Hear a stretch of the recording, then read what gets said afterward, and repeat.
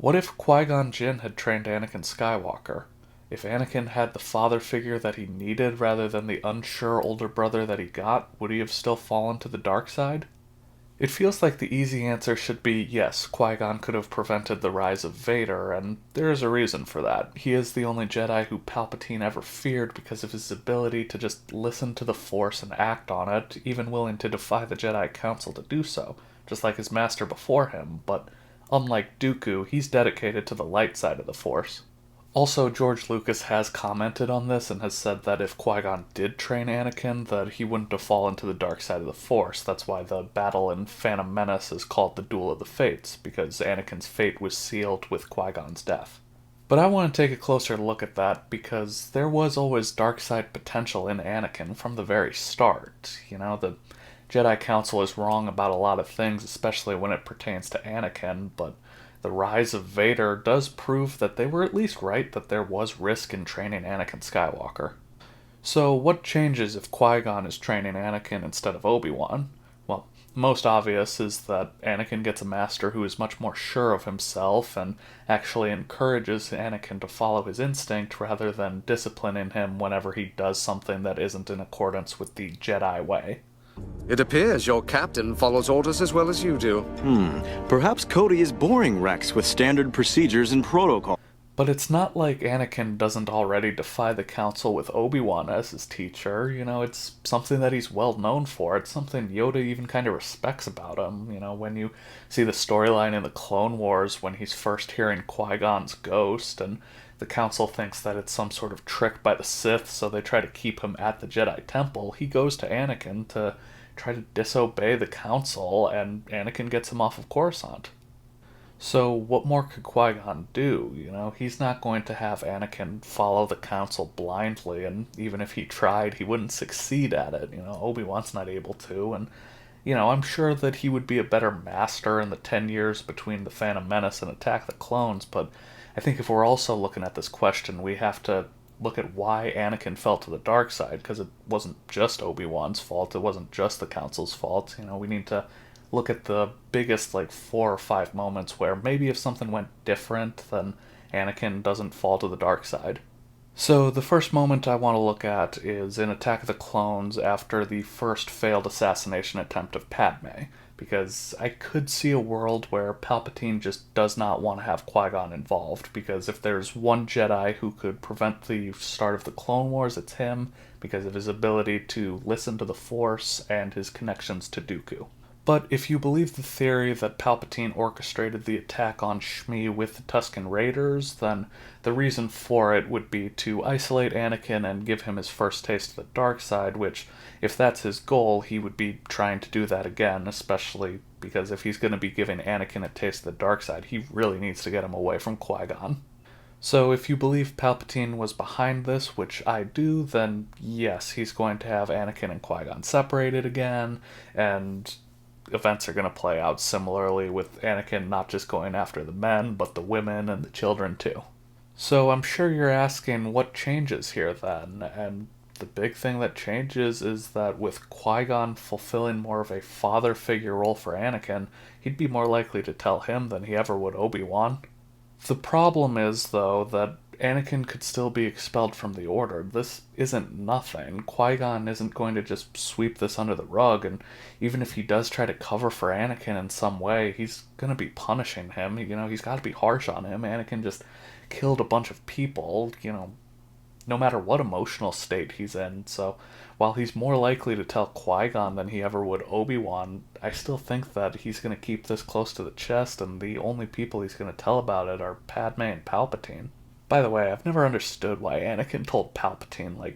It makes sense from a storytelling perspective, and he does take that father figure role for him, but I don't know, it just has never made sense to me, and even from a storytelling perspective, it would almost make more sense for him to lie to Padme about it, and he just has this dark secret that he keeps to himself. I don't know, maybe it's just me. Let me know down in the comments what you think of this, though. But back to the video, I don't really see much changing in the Clone Wars for Anakin, with him still being a war hero who trains a Padawan and loses faith in the Council. The only thing I could really see Qui-Gon having an effect on is if he's able to get Dooku to come back to the light, which I definitely think is possible. His death is kind of part of the reason why he falls in the first place, even, but at the same time, this isn't a video about Dooku today, this one's about Vader.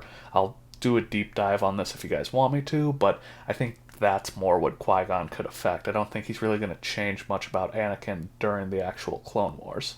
And I still see more worlds where Anakin and Padme are married than where they're not, so assuming they're still getting married, he will eventually have his dreams of her dying in childbirth, but he would be more likely to tell Qui-Gon about this than Obi-Wan, especially when you consider that Qui-Gon would actually be able to finish his training with the Wills of the Force, and you'd think at some point he would have told Anakin anyway about it. But you still have to consider Palpatine, who is a master manipulator and a great strategist. You know, his goal in Revenge of the Sith is to isolate Anakin completely, so he's gonna have something for Qui-Gon. Maybe he's gonna have Dooku try to kill him, maybe he leaves a trap for him with Sidious as bait, and, you know, he kind of has to risk himself in that case, but at the same time it would be worth it to try to get Anakin alone. So if Palpatine succeeds in getting Qui-Gon away from Anakin, then I think events would still play out pretty similarly, with Anakin falling to the dark side, and even worse for the galaxy, I don't think Qui-Gon would be able to defeat him the same way that Obi-Wan does. And this is definitely in a styles make fight sort of way, because Obi-Wan is the master of Surisu, so for Nightfall Vader, I really think the only Jedi who could have a chance against him would be Obi-Wan, Windu, and maybe Yoda. But all of this assumes that Palpatine's plans work. It doesn't really address what he could fear with Qui-Gon training Anakin, beyond him just being a little more emotionally mature and better tuned into the Force. So I think the change here could be that Qui-Gon would be more likely to defy the Council and not go after Jango Fett, but instead stay with Anakin and Padme, which wouldn't stop them from falling in love. I mean, heck, if I had a nickel for every time Qui-Gon had a Padawan fall in love with someone they were protecting, I'd have 2 nickels, which isn't a lot, but it's weird that it happens twice. The sarcasm of a soldier. The delusion of a dreamer. And then what changes here is when Anakin's nightmares about his mother dying get worse, Qui-Gon is there with him, and his relationships with Dooku and Obi-Wan show he's not as rigid about the rules on attachment as most Jedi are, so when Anakin is saying, hey, I need to get to Tatooine, Qui-Gon's going to be right there with him. He's not going to let Anakin be alone right now. So if Qui-Gon is there with Anakin when Shmi dies, then I don't think he kills the Tusken Raiders, and he never gets his first taste of the dark side. But the dark side is still in Anakin, and the Clone Wars would foster that part of him. It would grow inside of him, and I think what we would have to look at next is what happens when his dreams about Padme start, because even if Qui-Gon is on Naboo with them, they're still going to get married. I mean, Obi-Wan was willing to leave the Order for Satine, and he didn't even have any attachments when he first became a Jedi. So what changes here is when these nightmares start, because of the relationship Qui-Gon and Anakin have, where he's taking that father figure role more away from Palpatine, then Anakin is going to tell him about the dreams. I mean, he's going to try to hold back, but come on, Qui-Gon's going to know about Anakin and Padme. Even Obi-Wan knows about it in the canon. I hope you at least told Padme I said hello. And having sensed how dark Anakin got after Shmi's death, Qui-Gon's not going to leave him alone in this state. Even if the Council wants him to fight Grievous and he could end the Clone Wars, he's not going to be leaving Anakin alone right now, and that's where the problems for Palpatine really start. And when Palpatine eventually does reveal himself to Anakin, he's going to be able to go to Qui-Gon instead of Mace Windu and talk to him as somebody who cares about him, as Anakin knows that Qui-Gon will always have his best interests at heart, so he can help him see through the lies of the Sith in a way that Windu either couldn't or wouldn't. I mean, if he cares about Anakin, he does do a great job at hiding it. Oh, I'm sorry. Did I break your concentration? But Anakin is still going to care about Padme dying first and foremost, and this is where the advantage of it being Qui-Gon he's going to comes in, because Qui-Gon knows about him and Padme. He's going to know about the nightmares, and that Anakin had had them before about Shmi. But Anakin also knows that Qui-Gon has been studying life after death through the Force, so if he's going to listen to anyone right now, it's going to be Qui-Gon, and because Qui-Gon would then have the ability to poke through the lies of Sidious, he's then able to help Anakin save Padme, and in turn, Anakin is able to save the galaxy by defeating Palpatine, destroying the Sith, and fulfilling the prophecy of the Chosen One. I'm the Chosen One.